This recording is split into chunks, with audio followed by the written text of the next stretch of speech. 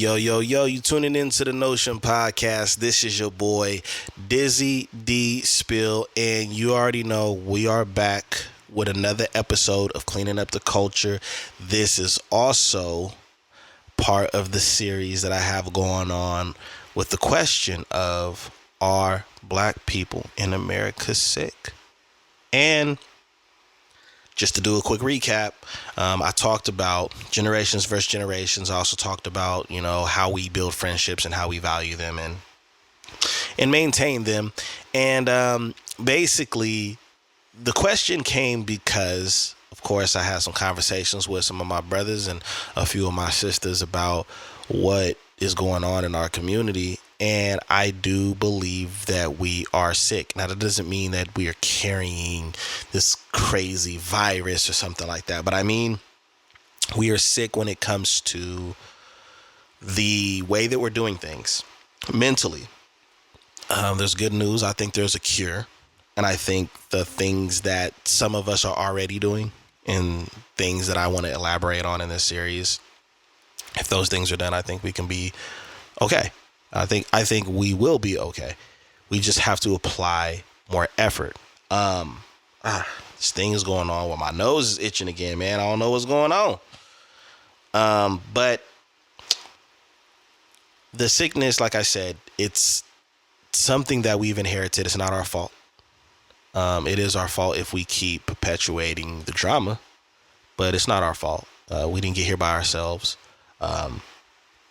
Our ancestors didn't go through what they went through because they just chose to want to be that way or chose to struggle the way they've had to. But this topic, I think, has always been controversial. It's always just been a headache depending on who you're talking to and who's having the conversation.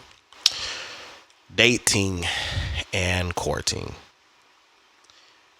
Now, there's so many moving parts to this conversation, but I just want to touch on some things that are important. I'm not going to give you stats and statistics. I thought about doing the whole, I'll say, traditional YouTube route where, 30% of this and 80% of this and all these percentages. I'm not going to do that today. I might do that for another video, but I know that Black Americans can relate. When I start to talk about some of the things I'm about to talk about, but I don't need the stats for this because we all know what's going on. We all know what's going on in our community. We damn sure don't need nobody that's not in our community trying to give us some stats that may be true, but are definitely not the solution for our issues. So with dating and courting, I'm just going to say it. Who taught you?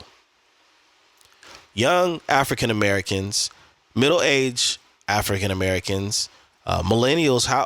Who taught you dating and courting? Who taught you those things? Who taught you how to do it, when to do it? The reason why I pose this question is because as I've gotten older and the more conversations I have with my peers, I come to find out that a lot of us was not taught to court. We were not taught the things that will help us find a mate, maintain the relationship, deal with problems and have understandings. Remember, we talked about friends and stuff like that. I am learning that I used to think for a long time, well, man, is it just me or because I wasn't taught those things? No offense to my family, no offense to my parents, but the reality is our culture has not taught our young people on how to properly court somebody and how to treat each other when courting and dating and being in getting to a relationship and then hopefully engagement and marriage. We've been taught in our community that school is important. Keep your face in the books. Now we have Facebook. And the problem with that concept is yes, you can be highly educated, but are you emotionally intelligent?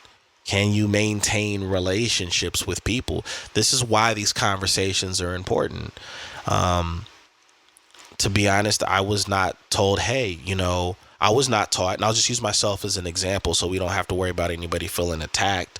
I was not taught certain things. I was not taught like, okay, when you date a girl, you do. I kind of watched. I would watch my parents interact, and I'd watch my older brother interact because he got married really young and started having kids, and maybe a couple things I seen on TV, which you really don't want to get your game and a lot of your knowledge on TV. But what happens is in our culture, when we don't teach our children the simple things that the inevitable things that they're going to experience, we're kind of leaving them to swim alone without any lessons on how to swim. And then we want to get amnesia when we get older and be like, I taught you that, or somebody said something. No, you didn't. You didn't. So when I pose the question of who taught you, that's something that we have to sit down with our kids and explain to them what's going on. Not just the birds and the bees because their body is developing, but we need to help them understand, okay, listen,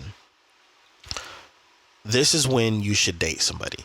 Instead of putting a number on it as far as age, we should probably put the type of mentality and responsibilities they've been able to maintain on when the youth should date. I've heard things when I was coming up, and even things to this day, where it's like, oh no, they can't have a boyfriend or girlfriend until they're 16 or until they're 18. Well, there's a lot of 16-year-olds and 18-year-olds that are really, really immature and make really, really bad decisions that a 12-year-old wouldn't make, or an 11-year-old wouldn't make. Now, don't get me wrong. I'm not trying to say that you should let your children date any younger. If you have an age on it, fine. But up until that age, we should be teaching our children the correct way to approach dating in a relationship. And I'm going to focus for a minute on the men and the women with young men, is what I meant to say. We have to teach our young men to have respect for young ladies, even the ones that don't have respect for themselves. I know that's a hard conversation to have on social media because people feel like they invite energy, and I'll get there. I will get there. But as of right now, we should be teaching our young men to respect these young ladies out here, especially if they have younger sisters and younger cousins that they've grown up and played with and stuff like that, because I'm pretty sure they wouldn't want to see their sister or their cousins or female friends that they go to school with to be treated in a disrespectful light, in a disrespectful manner. So we have to teach these young men to respect them, but we also have to teach these young men to respect themselves. And I'm not just talking about image. I'm not talking about the way you dress and things of that nature. Yeah, you should dress in a way that, is respectful for whatever the event is for. But I also believe that we have to do a better job with how people address them and how to address people. Sometimes when you address people in an ignorant way, you're kind of disrespecting yourself too, because you're letting everybody in the room know that you're ignorant. You don't have any manners. You don't have any understanding. You don't have any emotional intelligence. You can't read the room, and those things are not always okay. So they're never really okay, to be honest. But we have to do a better job teaching our young men how to carry themselves and how to approach these young ladies. If I could go back in time at the age I'm at now and sit my parents down, I would tell them to teach this young man this. We also have to do a better job embracing these young people when they start to want relationships and when they want to start dating and they want to start sharing the love that they've hopefully witnessed growing up between grandparents and parents and things of that nature. They're only emulating and understanding what they see. So we have to make it very, very clear, and we have to do a good job of setting an example of what they see. So sit your boys down and tell them, hey, if you do have an interest in somebody and we feel that you are ready for that because of how you've maintained your behavior, tell us so we can meet the parents if you're already getting to that point. So and that's the other thing too, when you're letting these young teenagers and these young 20-year-olds and they start getting in these relationships, that's not the time where we want to not be interested, because you don't know what kind of influence those parents may have on your child and vice versa. So you want to make it clear, you want to make it open, you want to get ahead of it, like, hey, I'm such and such mom, or hey, I'm such and such's dad, and yeah, apparently these little ones got some puppy love going on here. What are we going to do about this? but we can't act like it's not there and it's never going to exist. I know parents don't want to think about their children practicing sex and things of that nature, but that's not all to a relationship. If you make it about that as a parent, just for the record, if you make it about them dating just as far as a physical thing, then you're doing a bad job teaching, because that's not all a relationship is about. That's not the only thing surrounding the relationship. It's problem solving, it's understanding, it's working together, it's communication, it's trust, it's honor. But if you make it a physical thing, then you can't get mad when they run around here doing physical things, because you're avoiding the conversation that comes with that type of responsibility, because a relationship is a responsibility. So who taught you is important, and we need to do a better job with teaching. We just need to. Morals. I think in our culture, we don't take enough time to, like I said, talk to the youth and share our morals. When we share our morals with each other, I don't think it should be a competition. I don't think the competition could be, well, my morals are more stronger than yours, or your morals are way more strict than mine. I think we should get an understanding of why they're that way and how they can maybe be helpful in the relationship. We do a lot of judging, and it's crazy, because the thing that we don't want other cultures to do to us, we have a tendency to do to each other in every type of relationship we have, whether it's children versus parents, whether it's spouse and spouse, whether it's sibling and sibling, and friend and friend, and business versus business, or team player versus team player. Like, we have to cut that out. Morals. What are your morals? These are my morals. How do you feel about your morals? How do you feel about my morals? Do you think that some of my morals would help you? Do I believe that some of your morals would help me? We have to have these conversations. And we have to share these things with each other to grow. We are not in a position where we can just keep writing each other off because we're not entirely on the same page. And I also will say we don't have enough success to risk the success that we have jeopardizing what we've worked hard for. So you're in between a rock and a hard place in that conversation. I just think that there should be more conversation. When I get on social media now and I do look at things on YouTube or dating shows or people's reviews and TikToks, it seems like it's not intentional, and it seems like people are not trying to get a better understanding of each other. And that is why there's so many people that are single. That's why there's so many people that are unhappy. And that's why there's so many people that lack a lot of understanding, because they're not trying to. People are trying to execute a goal, or they're trying to get to the next page on something. And that's not going to work. We have to get an understanding. And morals is a great way to get an understanding of a person and why they think the way that they think. Classism. I struggle with the classism that we have in our culture when it comes to dating, because we don't really have an agreement as a collective on what class that we're in. We base our class as a culture on, excuse my French, the shit that we have. And that's unacceptable. Just because you have a Gucci or a Birkin bag, or just because you grew up in the hood and she grew up over here, or vice versa, we need to do a better job of understanding the damages that classism has on our culture. At the end of the day, as African Americans, it doesn't matter what class you're in. Depending on how somebody feel about you, they will put a label on you regardless of what your label says. If your label says, hey, I grew up in a decent neighborhood, and yeah, I listen to Young Jeezy and Nipsey Hussle from time to time, but I carry myself correctly, I speak proper English and things of that nature. If you run into somebody that is not black and they just not feeling you, or they just don't like black people, guess what label you're getting regardless of what you worked hard for or what your parents worked hard for. Bingo. It's exactly what you're going to be labeled as. Yep. And you don't have to believe me. You can just live life, keep living. When I say the things I say, keep right on living. But the class is important to me because I've seen it all.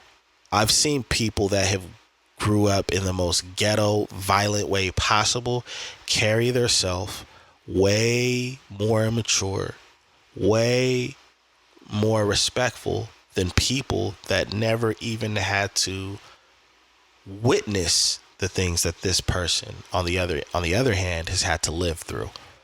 So I think we have to do a better job of understanding each other. We've had this conversation every month about who you should date based off of income. And I'll tell you that money does matter. Income does matter, but that's not what matters in the end.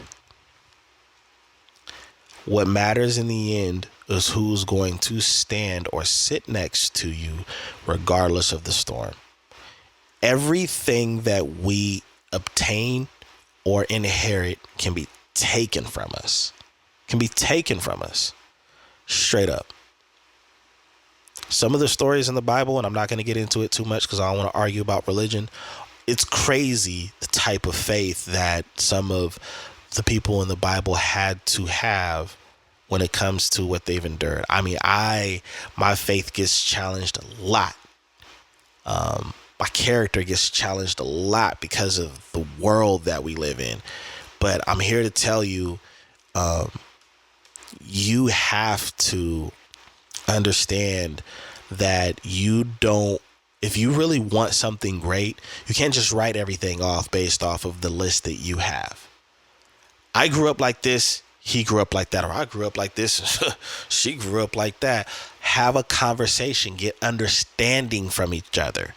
I know some people that I can't stand the way they talk. They talk ghetto and they don't, it's just wild in the wrong settings. Okay. Like, but they're way more intelligent than somebody that appears to be. That's why we have to have a better conversation and a better understanding of each other. I've seen people act ignorant, the most ignorant we can be, all the stereotypes, but they're probably the smartest person in the room when I've went certain places with them as far as in their intellect. And people wouldn't know that because of what's on the outside. So yeah, we have to do a better job of carrying ourselves better. I will say that, but we also have to do a better job of not being quick to classify somebody or put somebody in a certain class because of what you personally think. Because we don't know how many opportunities we're missing on when it comes to the right partner. We let social media, we let daytime TV and all these different relationship gurus tell you what's good for you and what's not when they're not with you every day. So they don't know. They don't know. So I will say that the class thing bothers me to a certain degree because it doesn't solidify anything. It exposes everything, though. It exposes everything. We see rich people lose it all every single year. Person that was at the top of the mountain is drowning in the lake at the bottom of the mountain or the river. So we have to do a better job of getting an understanding of a person and what they stand on before writing a person off or judging a person. I'm a firm believer in not judging a book by its cover. When we do that, we either miss out on our opportunity or sometimes we make ourselves look like an ass. And I don't think that anybody wants to feel either one of those things. But with our culture, we struggle with this conversation because we make everything about money, and now it's getting to the youth. Now the younger people are like, well, if they ain't got this, if they ain't making at least $250,000 a year to $500,000, I ain't like. Can you even count to $250K to $500K? Like, we have to have more standards than that. We do. We really do. And I worry about us in this department because it's a critical thing. Family. It's very, the black family has been destroyed for a very long time. I'm not saying there is no black families. I'm just saying the structure and foundation that it used to be is destroyed. And there's even competition and classism issues within families, successful families, families that are doing okay financially, and people are healthy and have every reason to be happy, and there's still all of these different issues that come about. I do want to say that when we judge our men and our women the way that we have been doing, we are giving a lot of opportunities for people that have no business in our conversation and our culture a voice. And I don't like that.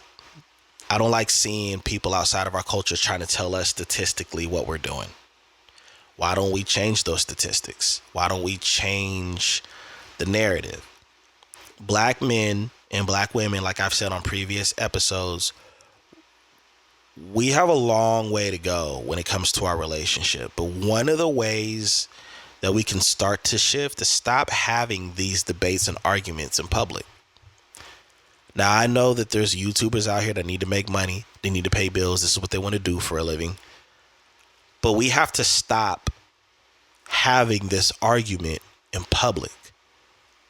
Because what we don't realize is that every time we make a TikTok, every time we make a YouTube, every time we make a meme, a post, all of these things that just fit right into the stereotype about us, somebody is making money off of that content, but you aren't. Your message isn't being published. You're not getting a check for your opinion, but somebody will get a check for voicing their opinion about your opinion. So the first thing that we have to do is stop having these public arguments. One of the second things I think we have to do is we have to reevaluate what's important. Our culture and our young people are obsessed with materialism and money and popularity. None of those things will save your life if you are on the operating table and you don't have any health insurance. None of those things are going to save you if you need somewhere to live and you need to own a home instead of renting a home. None of those things are going to save you if your children need help.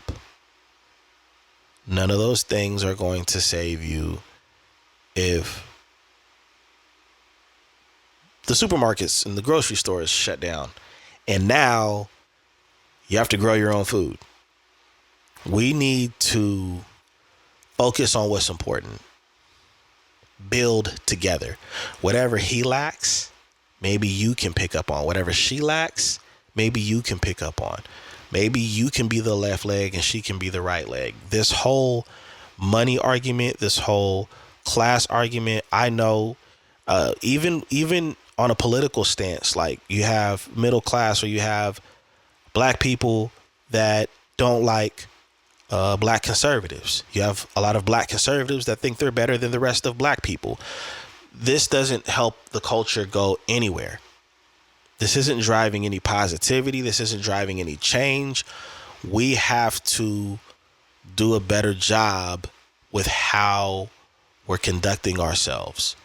I understand the father and the mother that has raised their children in a great environment and they don't want them dating a thug. But I also understand the mother that has to raise a child in some of the most harsh environments and he still ends up becoming somebody great, respectful, understanding, emotionally intelligent, and he may get a bad look or not the benefit of the doubt from a family that didn't raise their children in that. We have to do a better job with understanding what the responsibility is. The responsibility is family. We got to get the black family back together, and we have to keep them together, and we have to have conversations. And we do that through teaching our young men and our young women how to properly court, how to respect each other, and how to respect themselves. Now, at the beginning of this conversation, I talked about the young men. The young women, it's the same thing. You have to carry yourself in a respectful way. I know, nobody should be catcalling you. Nobody should be touching you. Nobody should be disrespecting you if you say no and no, that's not what I wanted. But we also have to understand the uniforms that we wear. I'm going to say it. Dave Chappelle made a funny joke about this, but we approach people based off their uniform. Don't believe me? All right. Have a question in Target. Have a question the next time you go to Target and somebody with some khakis and a red shirt walk by. You're going to assume that they work at Target. So I'm going to just leave it at that. We have to wear the uniforms on which we want people to approach us by. Okay? We have to do that. Now, I understand there's a time and place for everything, and women shouldn't be disrespected in the way that they've been disrespected at times. But we also know that there's some people out there that carry themselves in a way where they're inviting it. And I'm not just talking about the way you dress either. It goes further. It's the way you dress, the way you act, what you try to perpetuate, what you try to emulate. But we have to do a better job with how we carry ourselves.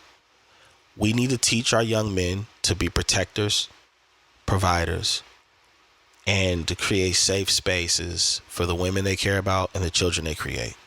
We have to teach women that it's okay for them to be feminine. It's okay for them to be nurturers. And it's okay for them to take care of their man. Because that's a lot of things. I see a lot of women bashing women, or a lot of women going against the grain with the whole, I ain't taking care of no dude. No, taking care of a man is not you doing what he's supposed to do for you on a regular basis. It's doing what he can't do for him because of what he's trying to do for you on a regular basis. There's nothing wrong with cooking and cleaning, women. But I think that's I don't even think that's explained. So let me explain it to y'all.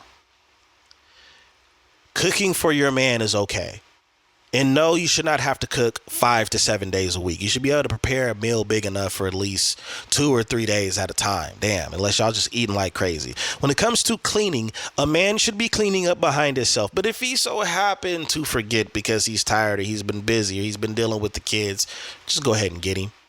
That's all it is. But as an adult, a functioning adult, men and women should both know how to cook and clean. It's, for some reason, there's been this narrative that a dude is supposed to come in and just throw his shoes in the middle of the floor and fill up the sink full of dishes, fart, have a beer, and go watch the game. And mom, after she gets off work, is supposed to take care of everything. No, I don't believe in that. I don't even operate my house like that.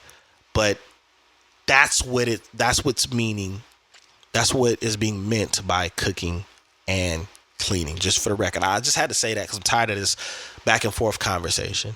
It shouldn't all be on the woman, but yes, it should be appreciated when she does it by a man, and there's nothing wrong with her doing that. And women, I'm telling you right now, ain't nothing wrong with that. All right, there's nothing wrong with that.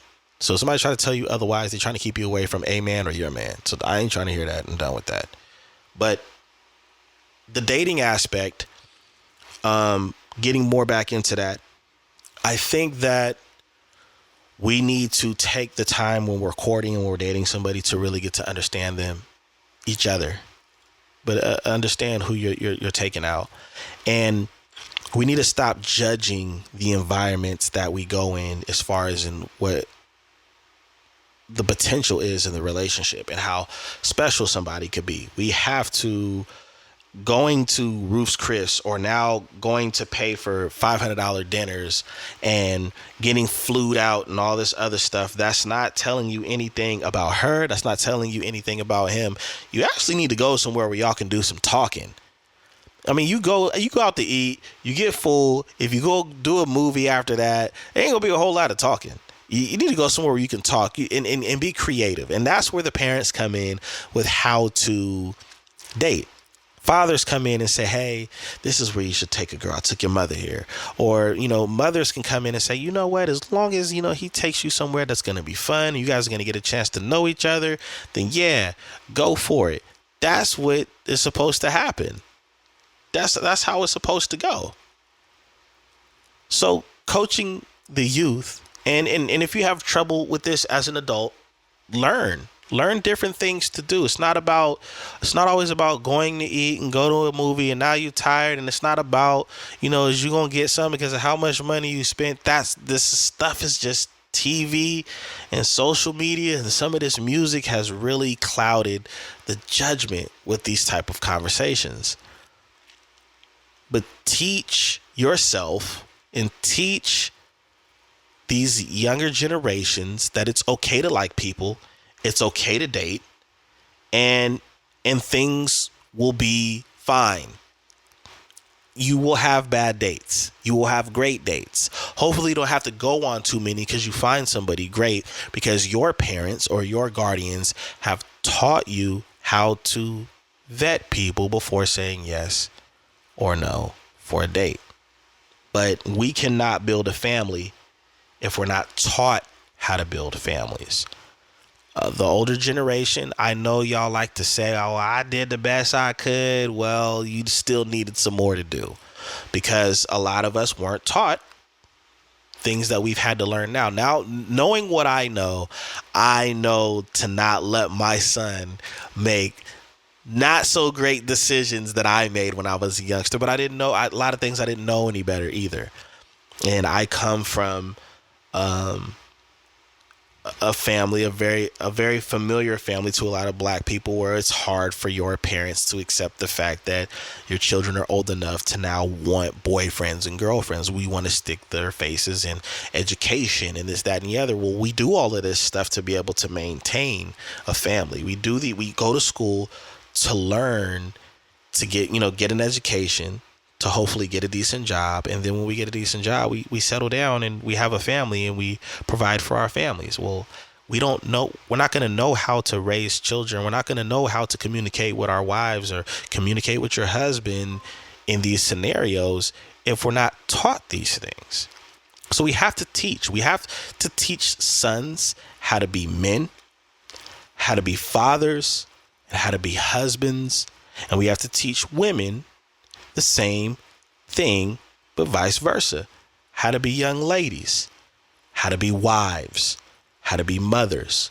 We can't let YouTube and TV teach the youth, or we're going to continue the generational curses. So sit down and teach. And you know what? I got some good news for older generations, boomers. If you haven't taught your children, or you are not sure if you taught your kids how to date, it's never too late to give advice.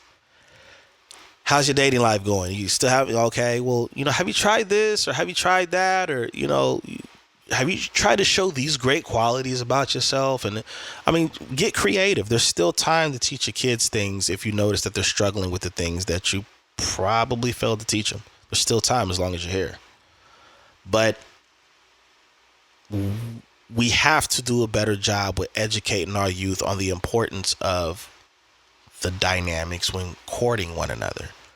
Just like the dynamics with having friends, the dynamics in how we should communicate with each other, from us talking to the older generations and the older generations talking to us, and then us talking to the generations coming behind us. We have to do a better job with sharing this information. So I'm going to go ahead. I'm going to get out of here. Let me know what you think. Let me know what you think in the comment section about dating in our culture. Like, tell stories. I don't care. Tell how you figured out how to properly date somebody and what mistakes you made and how you've learned from them and things you wish you had known when you were younger. You already know what it is. This your boy, Dizzy D Spill. You've been tuning in to the Notion Podcast. Please like, please subscribe, turn the notifications on at the bell if you're on any of our platforms. That's the only way you're gonna see our content. So yeah, like I said, let's keep this conversation going. I really want to hear some perspective and some points and some stories and some experiences. But keep this series going. Until next time, peace.